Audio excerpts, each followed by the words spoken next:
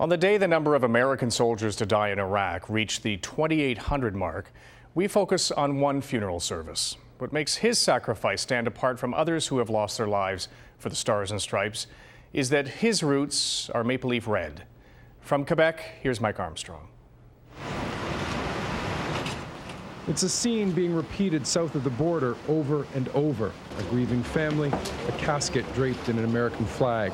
But the young man in this casket didn't grow up under the Stars and Stripes. Jonathan Simpson spent the first couple of decades of his life here in St. Eustache, Quebec, a small town northwest of Montreal. The flags at his hometown city hall were at half-staff today, but they were Quebec's and Canada's.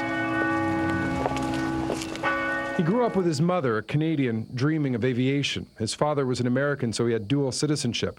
Today, both the Canadian side of the family and the American side were full of sadness and pride.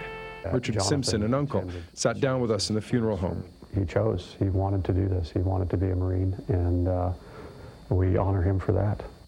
Simpson joined the Marines in 2002, training as a navigator in C-130 aircraft, but then a first tragedy for the family.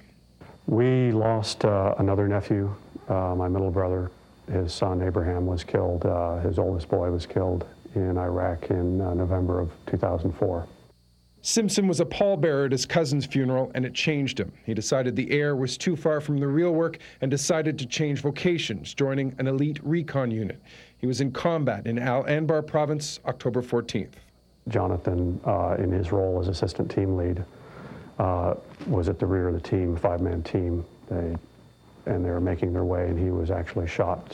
He was hit in the back and penetrated through his body armor. The Marines sent up a full honor guard for the funeral, many of them close personal friends who knew the English side of Simpson.